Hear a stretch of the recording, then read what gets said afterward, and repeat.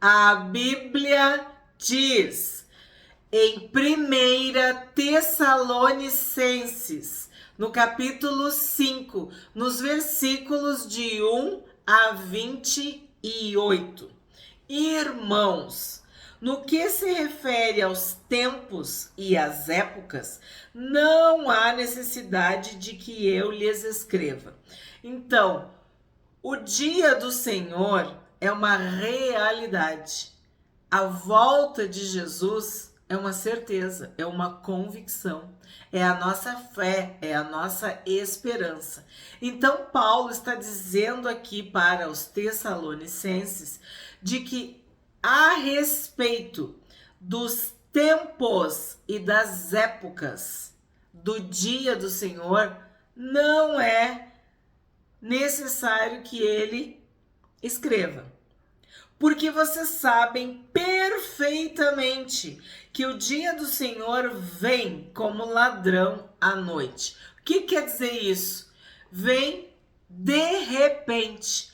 A vinda do Senhor é certa, é garantida, mas é repentina. De uma hora para outra, quando tu nem imaginar. A gente viu no outro capítulo. Quando for dada a palavra de ordem, a voz do arcanjo, a trombeta soar, os mortos ressuscitarão primeiro, e nós, os vivos, partindo do princípio de que Jesus venha na nossa geração, nós seremos arrebatados entre as nuvens e encontraremos o Senhor Jesus nos ares, nos céus. A Bíblia fala no Antigo e no Novo Testamento sobre esta volta. Então, Paulo está deixando bem claro, vocês sabem perfeitamente que o dia do Senhor vem como ladrão à noite. Vem de repente, vem repentinamente.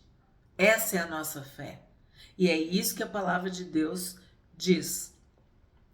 Quando andarem dizendo paz e segurança, eis que lhes sobrevirá repentina destruição, como vêm as dores de parto à mulher que está para dar à luz, e de modo nenhum escaparão. Então, não tem o que fazer. Não tem. Ninguém pode impedir, atrasar, adiar, pausar a volta do Senhor Jesus. Nós vimos que o que a gente pode é antecipar, pregando o Evangelho. Porque o próprio Senhor Jesus disse, muitos vão dizer, é o fim, é o fim. Mas enquanto o Evangelho não for pregado nos 4 cantos da terra, não virá o fim.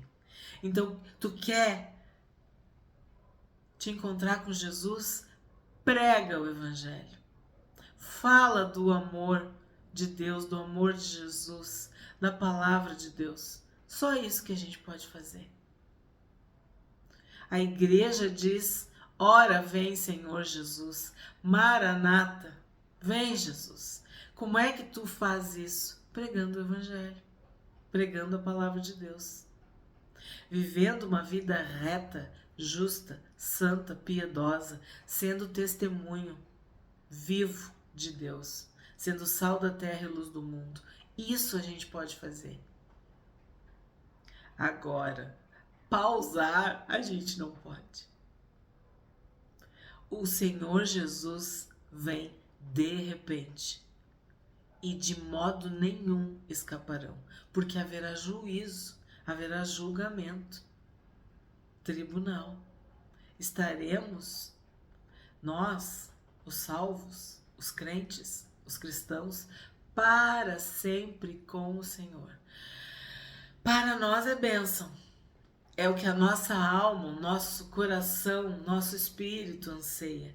Mas para aqueles que não têm Jesus, que rejeitaram Jesus, é dia de dor, é dia de ruína, é dia de castigo, é dia de perdição, é dia de separação eterna. Então, é o que Paulo está dizendo. Como as dores de parto à mulher que está para dar à luz, de modo nenhum escaparão. 4. Mas vocês, irmãos, não estão em trevas, para que esse dia os apanhe de surpresa como ladrão. Porque vocês todos são filhos da luz e filhos do dia. Nós não somos da noite nem das trevas. Como nós estudamos isso em 1 João? Luz e trevas. Nós somos da luz. Nós não somos das trevas. Nós somos filhos da luz, filhos do dia. Nós não somos da noite. Nós não somos das trevas. Então existe uma diferença absurda entre luz e trevas, entre salvos e perdidos, entre justos e injustos, entre santos e profanos. Vai ser um dia de recompensa e vai ser um dia de castigo. 6. Assim, pois, não durmamos como os demais. Pelo contrário, vigiemos e sejamos sóbrios. Então, ele está falando de luz e trevas, de dia e noite. Então, durante a noite, tu dorme. Durante o dia, tu trabalha, tu estuda, tu vive, tu faz as coisas, tu tá acordado. Então, ele está fazendo outra comparação, de que tu tem que estar vigiando, vigilante, tu tem que estar acordado, tu tem que estar sóbrio. Por quê? Porque o mundo tá dormindo, o mundo tá anestesiado, o mundo tá distraído, tá embriagado, tá drogado, tá chapado. Sei lá o que eu posso falar para tu entender. Que o mundo não tá nem aí, o mundo não acredita. Nós ansiamos, aguardamos, esperamos, cremos na volta do Senhor Jesus. O mundo diz que isso tudo não faz sentido, que é uma loucura, que isso não existe. Morreu, tá morto. Nós cremos que o Senhor Jesus vem nos buscar. Ele disse que ia para o céu, ia para a casa do Pai, ia preparar moradas para nós. E ele ia voltar para nos buscar. E nós vimos no outro capítulo, nós estaremos para sempre com o Senhor. E nós esperamos esse dia, o dia em que nós vamos ver Jesus face a face. Então, fica de olho aberto, porque tu quer ver o Senhor Jesus. Lembra das 10 virgens? 5 eram loucas, imprudentes. 5 eram sábias, prudentes. As sábias tinham óleo. Óleo na lâmpada e óleo de reserva. Então, para tu ficar acordada, tu precisa ter luz. E luz de reserva. Tu tem que ter mais do Espírito Santo.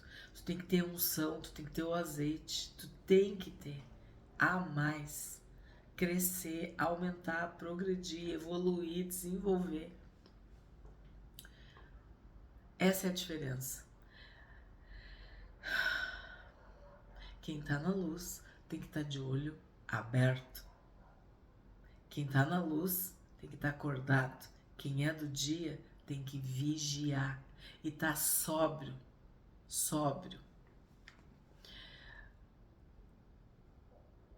Ora, os que dormem é de noite que dormem, e os que se embriagam é de noite que se embriagam.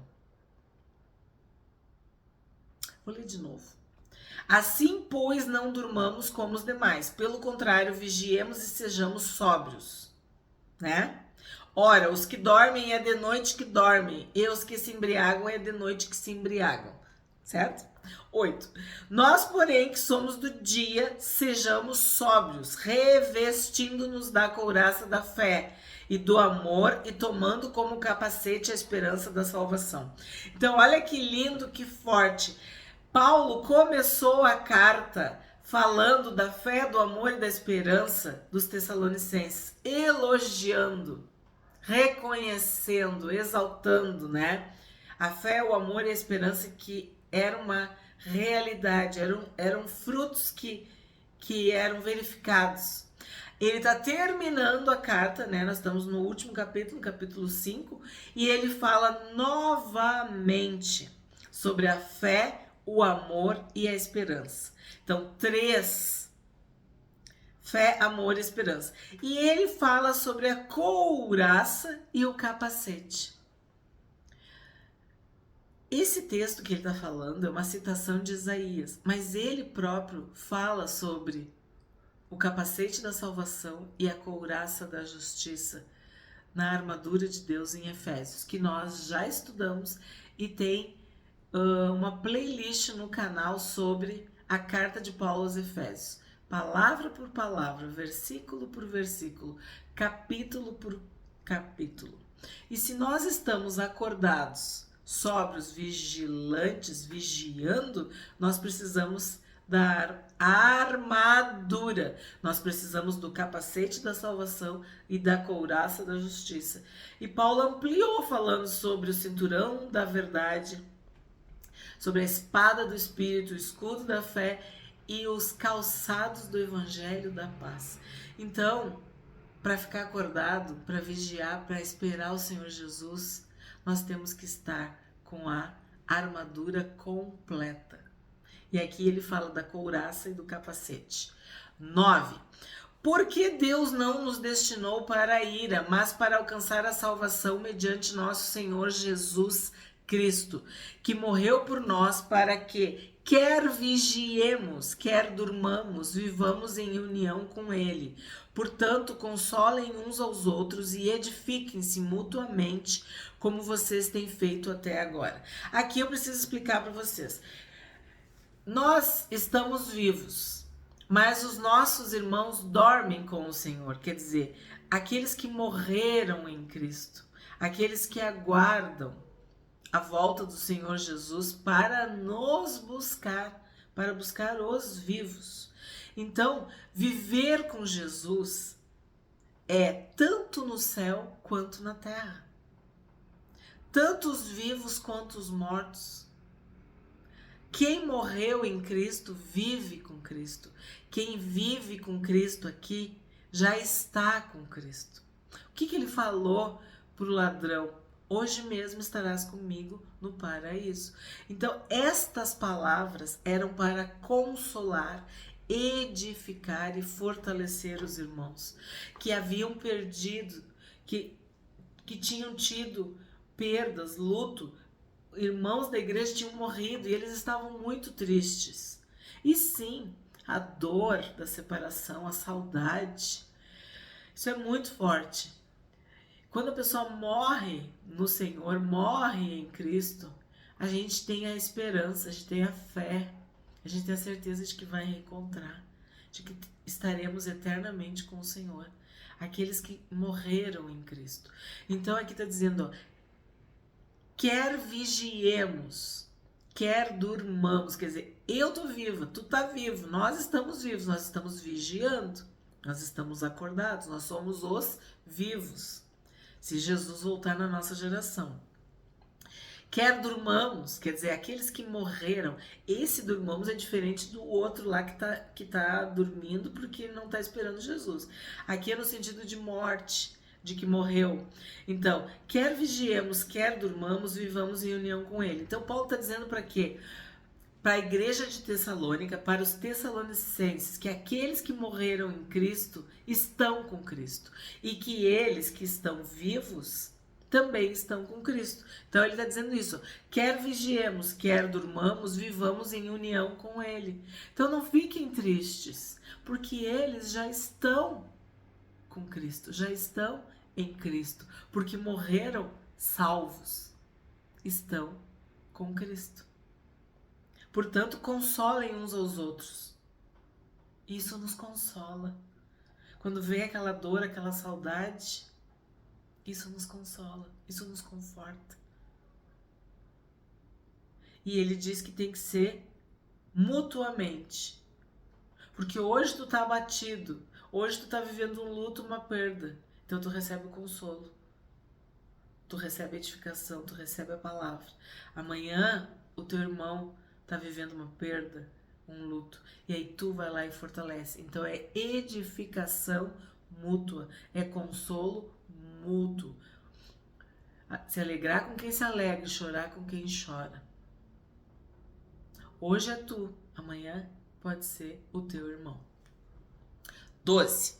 Irmãos, pedimos que vocês tenham em grande apreço os que trabalham entre vocês, que os presidem no Senhor e os admoestam.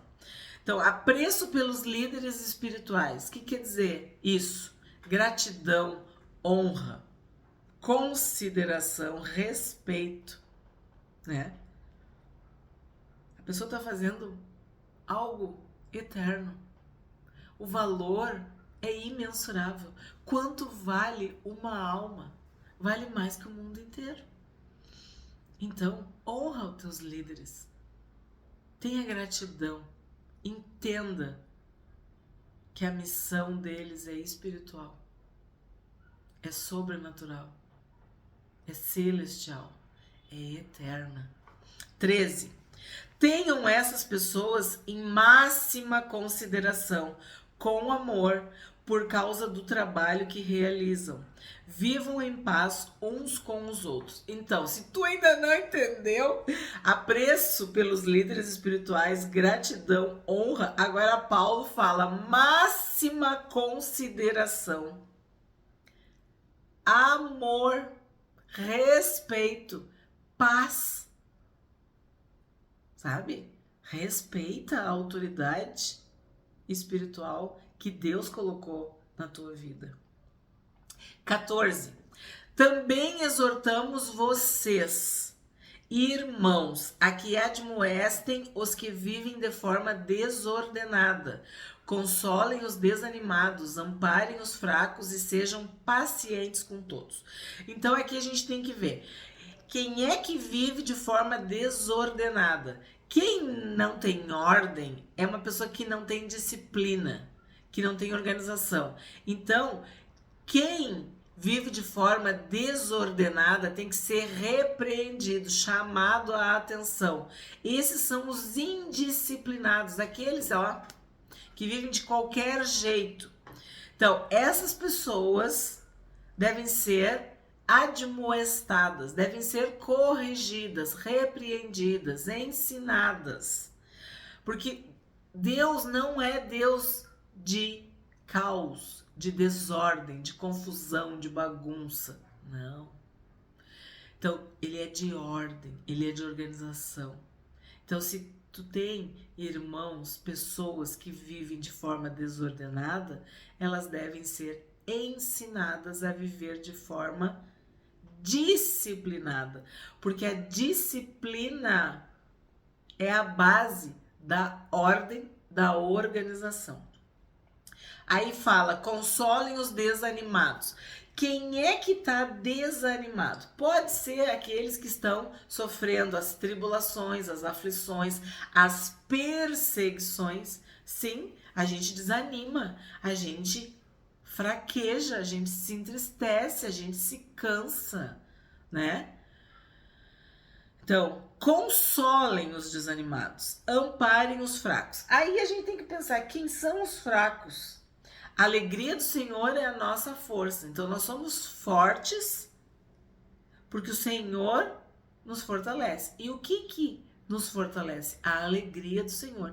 Então, se eles estão fracos, eles também devem estar tristes, devem estar ansiosos, preocupados, angustiados.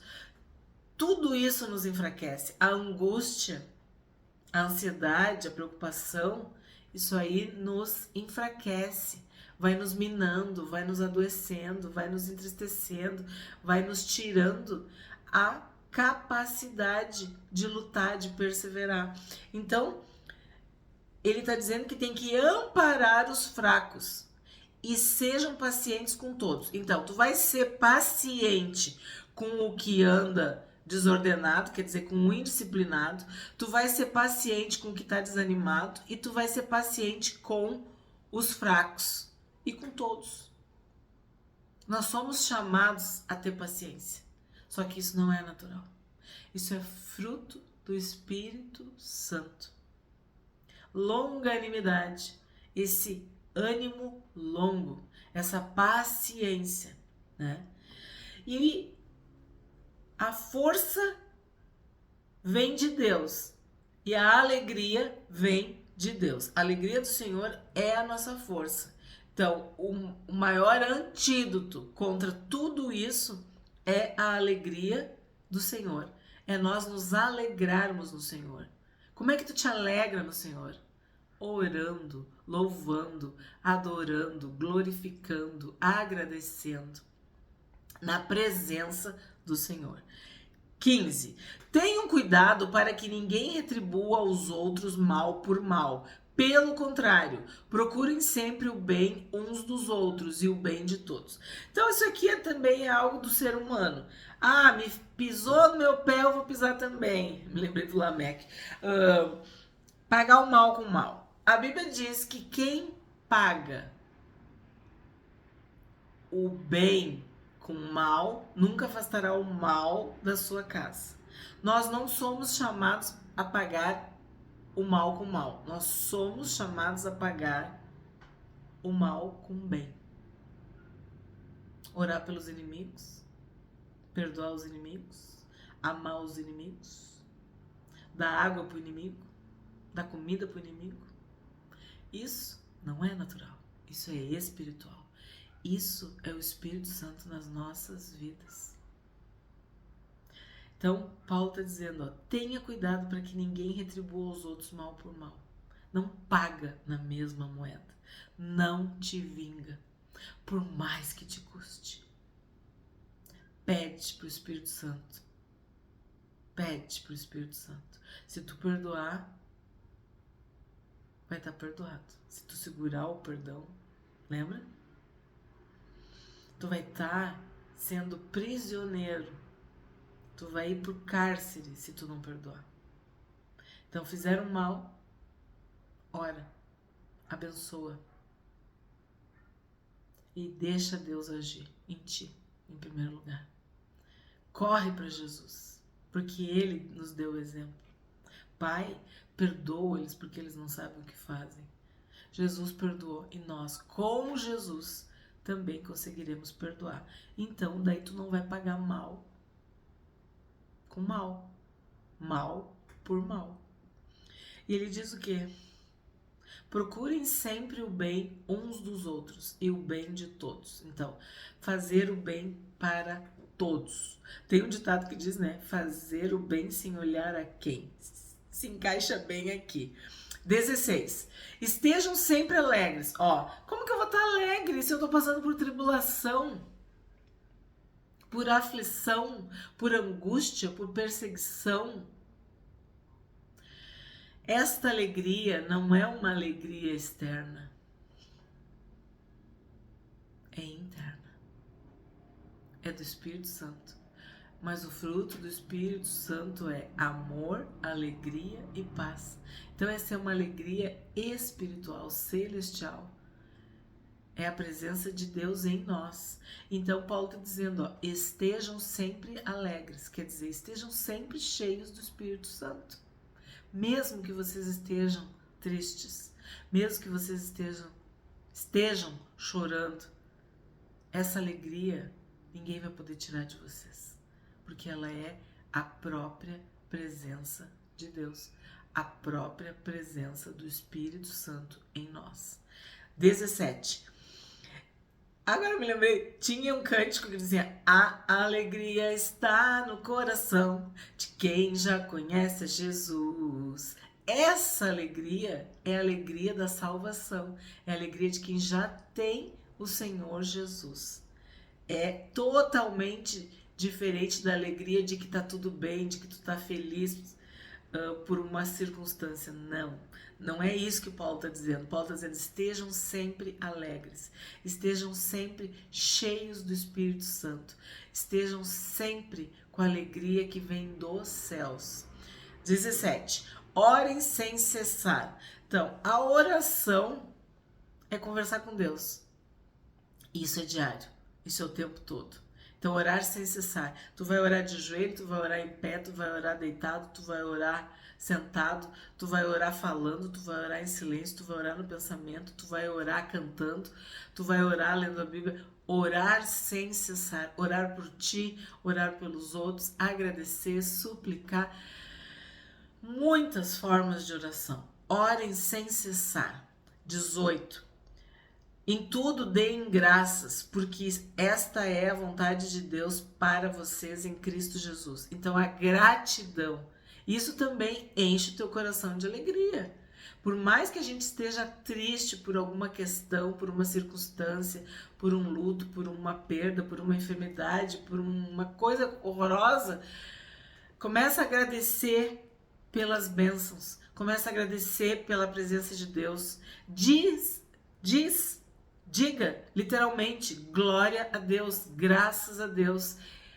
Erga as tuas mãos, exercita a gratidão. 19. Não apaguem. Eu vou repetir. Em tudo deem graças, porque esta é a vontade de Deus para vocês em Cristo Jesus. Então, se a vontade de Deus é que a gente seja grato, nós temos que ser gratos.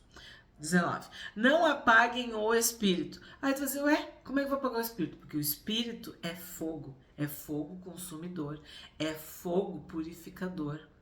E fogo também é vida. Então o Espírito Santo não pode ser apagado. Em outra passagem, Paulo diz, não entristeçam o Espírito Santo. 20. Não desprezem as profecias. Então, o que está acontecendo? Em Tessalônica, os tessalonicenses estavam desprezando as profecias, porque Paulo está dizendo não desprezem as profecias, é porque talvez eles fossem muito rigorosos, criteriosos, né? Não queriam coisas muito, sei lá, não sei, mirabolantes. Mas o que acontece? As profecias são revelações. A gente viu, o profeta é boca de Deus. Então a gente não pode desprezar os recados, as revelações, as mensagens de Deus através dos profetas, através das profecias. 21. Examinem todas as coisas, retenham o que é bom. Então, pode até dizer, tipo, uma continuação. Não despreze as profecias, mas o que? Avaliem, analisem, estudem, tenham discernimento. Olha na Bíblia, examine todas as coisas. Qual é o melhor lugar para tu examinar? Na própria Bíblia, para tu não ser enganado. Tu tem discernimento espiritual, tu tem o Espírito Santo. Então, examina tudo, examina todas as coisas e retém só o que é bom. Fica com aquilo que é bom, aquilo que é verdadeiro, né? Aquilo que é realmente de Deus. 22. Abstenham-se de toda forma de mal. O que quer dizer isso? Rejeitem o mal. Não tenho nada a ver com isso. Isso aí não é de Deus. Então, rejeita o mal. 23.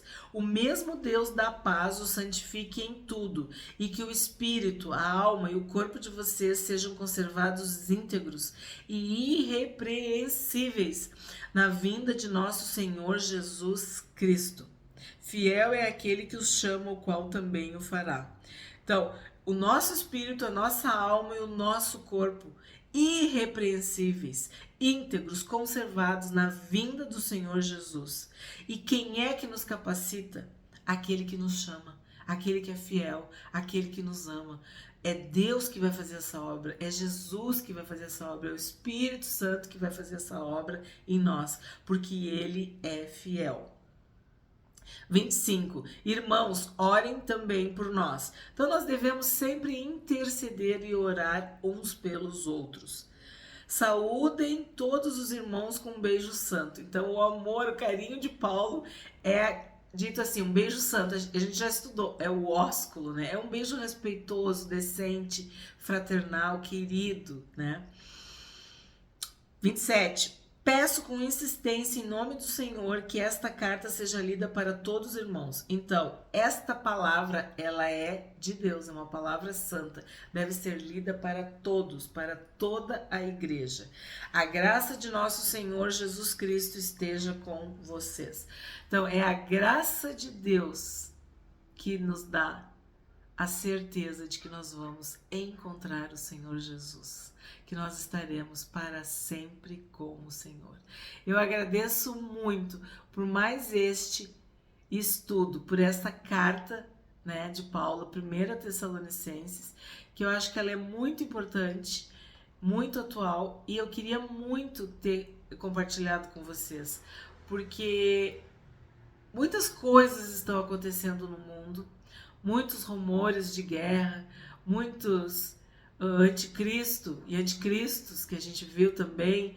Então, ter estudado 1 João e 1 Tessalonicenses é uma forma de nós estarmos fortalecidos, com discernimento espiritual, para que a gente possa estar preparado para viver esses dias em santidade, em santificação, aguardando a volta do Senhor Jesus. E se nós formos os vivos, nós veremos o Senhor Jesus face a face.